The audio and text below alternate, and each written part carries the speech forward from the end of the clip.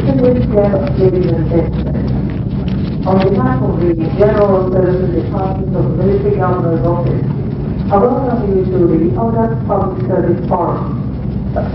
If we take a look at the topic that will be discussed today, which is stress, hypertension, and alternative medicine, we begin to wonder, civil servants work on fire, while the stress, do they have any workload? But then, if you are a typical civil servant, you know that if you have a file in front of you that has just 10 pages, the volume of work you have to do on that single file will be much more than what the cement carrier will do within 24 hours. That is the reason why organizers of this lecture believe that there are too many things for the civil servant to think, to do within a day, to organize an example of this forum that is organized by civil servants monthly for almost 2 years now. It takes a lot of organization running around, making sure that guest speakers are contacted, chairmen are contacted, you get their access, and so on and so forth. There are so much for the civil servants, so many things for him to do. At the end of the day, you find out that you are so tired, you begin to wonder at times if the chairman who has agreed to come will be there tomorrow, and if the fire that you just started will cause some problem or the other. All these constitute hypertension and stress on a civil servant. We begin to wonder then why some civil servants at about 45 past 3 a.m. We are privileged to have the speaker today. We also have some permanent personalities, resource persons who have agreed to be our guests today, special guests and speakers as well. To start off, the chairman for the occasion will be introduced by Mr. Lobatunde Shikabe, Director, Civil Engineering and Transportation, Ministry of Works and Transport.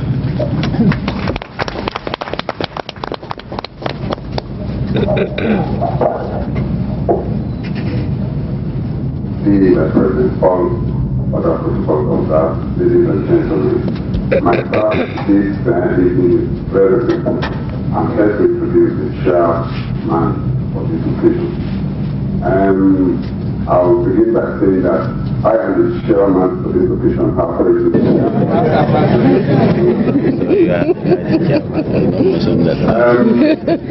The chairman of this occasion had a very, very brilliant career. She started this at the CMS School, Girls' School in Lagos, and she went to secondary school, St. Anne's School in Ibadan, where she spent about 2 years. Later, because of her brilliance, she moved down to King's College, Pembroke, Kent in England, where she completed her secondary education. And her brilliance was demonstrated in her performance, particularly at the sixth form. At the sixth form, she backed a sixth form drive in science. People say morning shows today. She performed very brilliantly, and she was the first performer in science during that time. Then in 1989, and she was the president of the Medical Women Association of Nigeria, and she's currently a president of the Society for Women and AIDS in Africa, Nigerian chapter. She is a lecturer.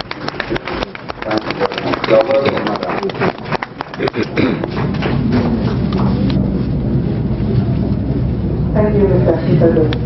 I begin to wonder at the point that the day that Mr. Shikabe quoted, they do not carry with the looks of the cabinet.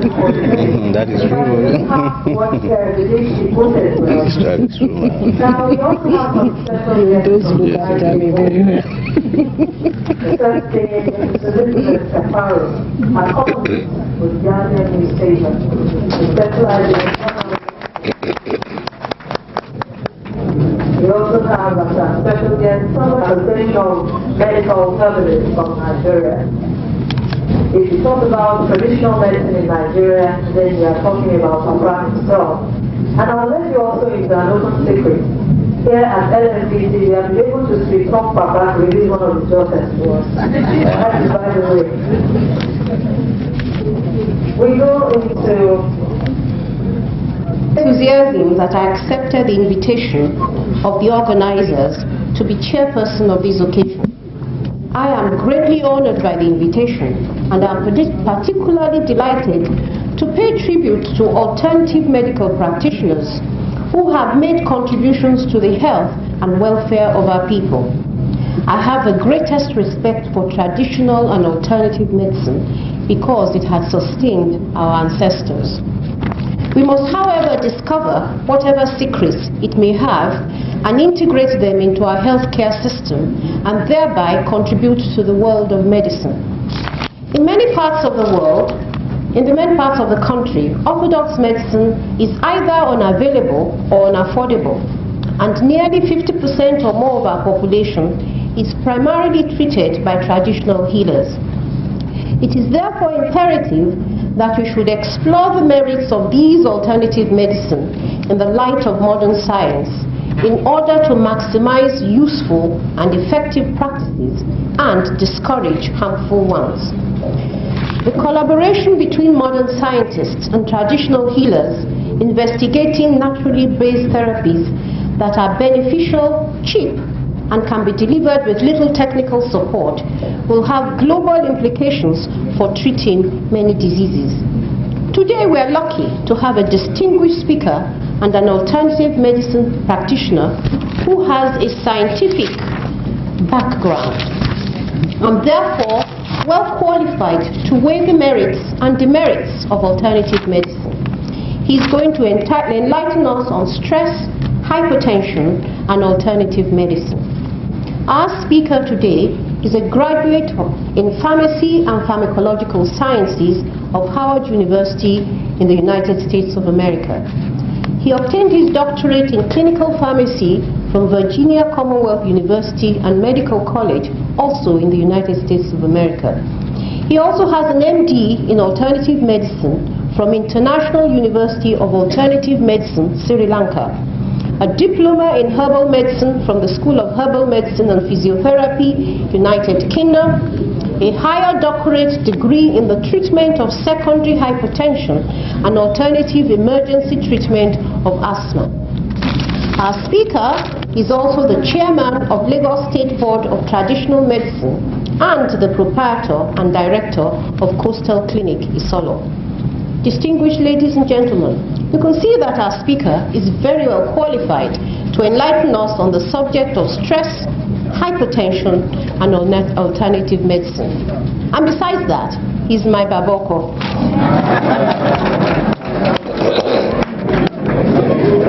I therefore present to you Dr. Fola Awoshika, BSc, PhD, MD, DSc.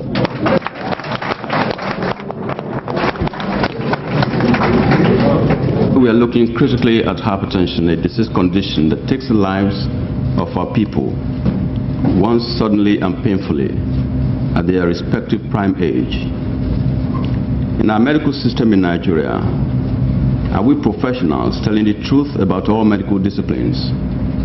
It's a big question, but today's talk on hypertension will prove most of us wrong. There have been so many discussions on hypertension conventionally. I don't want to use the word orthodox because traditional medicine is orthodox to Nigeria. But today we are looking at hypertension in alternative medical perspectives, based traditionally, homeopathically, acupuncturally, and chiropractically.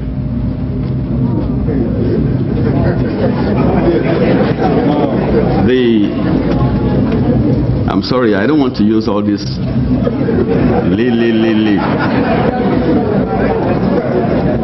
I want to curtail it to the Trinity method on the treatment of stress and hypertension, which is better understood that traditional medicine is orthodox, it is our medicine, it's our medical system, and it takes care of 80% of the population of this country. Homeopathic medicine is a traditional medicine in other parts of the world that uses plants and animals, that believes in the principle of similia similibus curantur, which means the like cure likes. And the summit of this between conventional medicine and homeopathic medicine is the vaccination. It's actually the principle of homeopathy that was first used in the vaccination that is now known all over the world. That is where they meet. But where they diverge is that there is one that treats the chemical body with the chemical materials, which means that the chemical materials and the chemical drugs and the chemical things will only adhere and bond with chemical materials in the human body.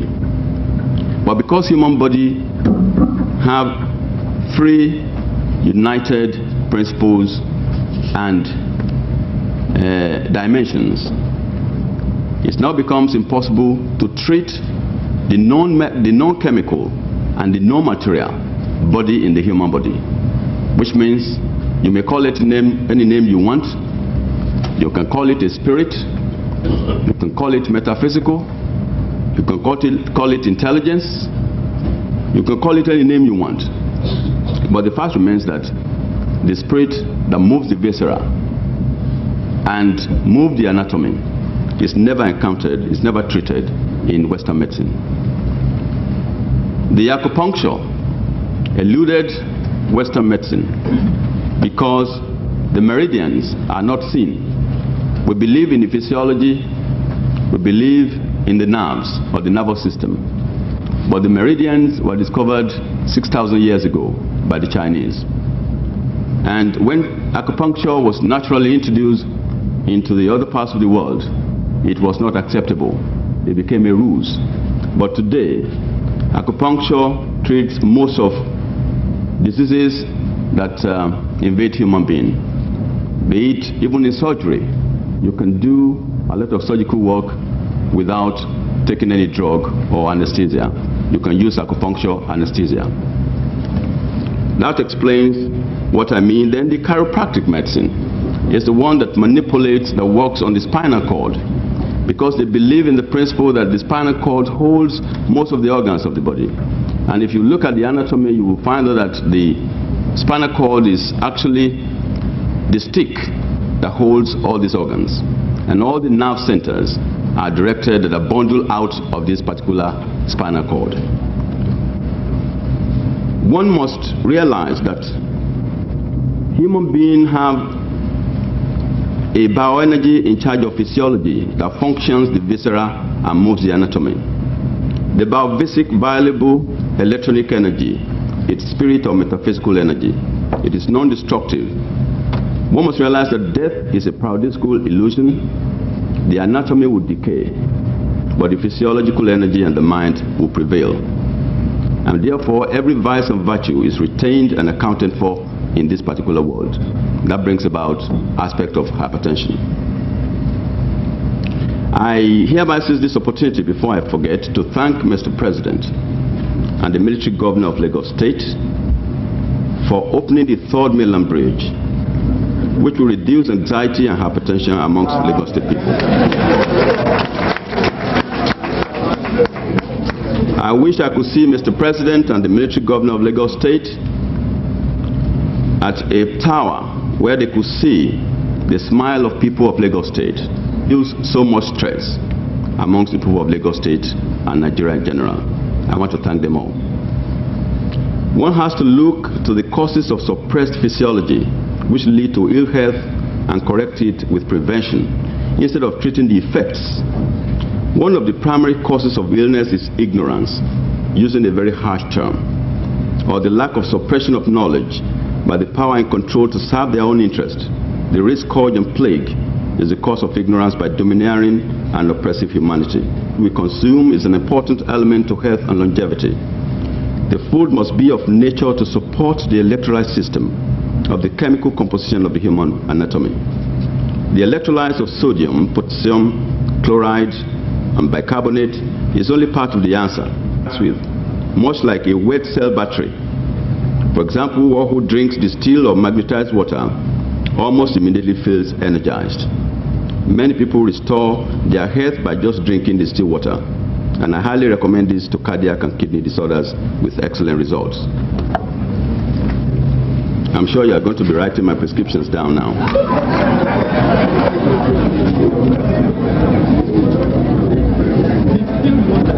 Distilled water or magnetized water.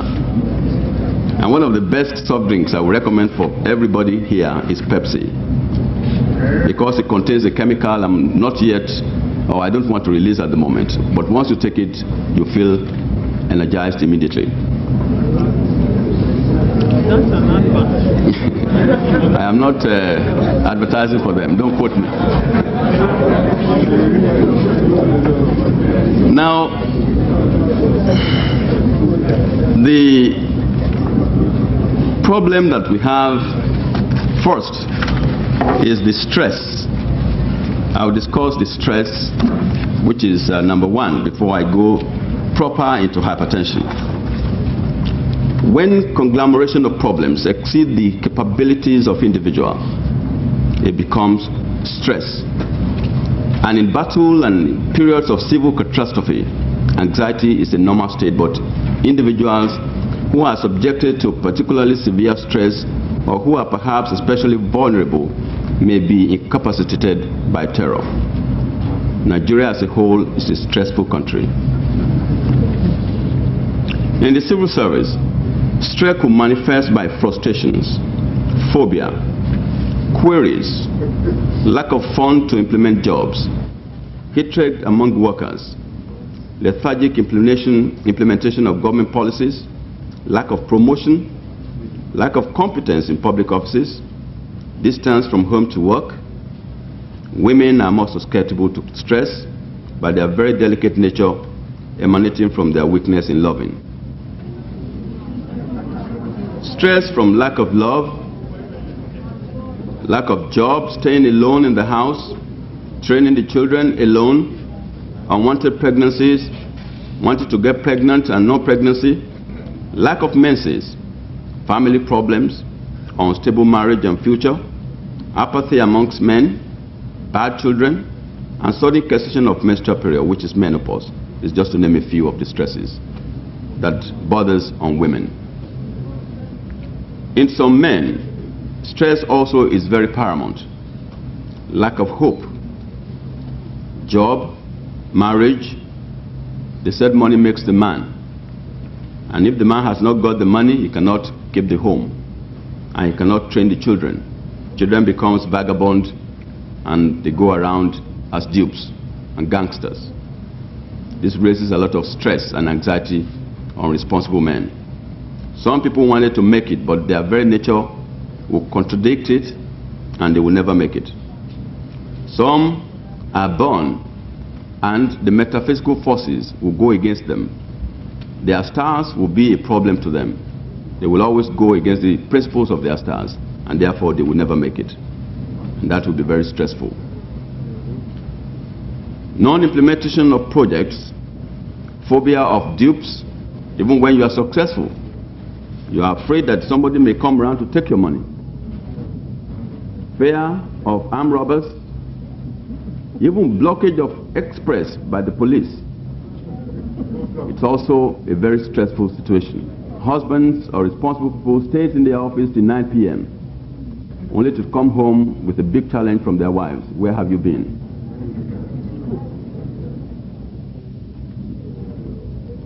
Agoraphobia and necrophobia, which means last one is fear of death. They may wake up at night and struggle. They may have night